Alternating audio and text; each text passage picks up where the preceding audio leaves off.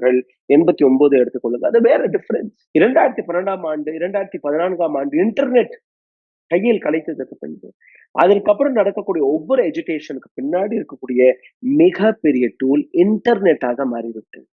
ட்ரெடிஷனலாக பழமை வாய்ந்த அந்த தாட் ப்ராசஸ்ல இருக்கக்கூடிய பொலிட்டீஷியன்ஸ்களுக்கு, அரசியல் கட்சிகளுக்கு இது புரியவில்லை. பிஜேபிக்கும் புரியாது, டிஎம்சிக்கும் புரியாது, டிஎம்கேவிற்கும் புரியாது, காங்கிரஸிற்கும் புரியாது. அந்த யூத்தோடைய கோபத்தை இவர்கள் கண்டுகொள்ளாமல் இருந்தபோது, யூத்தோடைய அந்த கோபம் இன்னைக்கு வெடித்திருக்கிறது. கம்யூனல் டிவிஷனை வைத்து, மதவாதத்தை வைத்து, ஹிந்து முஸ்லிம் என்கிற வார்த்தையை வைத்து எப்படியாவது நாங்க ஆட்சியை பிடித்து விடுவோம் என்ற ஒரு ஒரு ஒரு ஒரு மிகப்பெரிய தவறான ஒரு ஐடியாவை இந்த நாட்டில் இவர்கள் திணித்து விட்டார்கள். ஆனால் இதற்கு மேல் என்ன நடக்கும்? இன்னும் ஒரு சில நாட்கள்ல இந்த அனைத்து கட்சி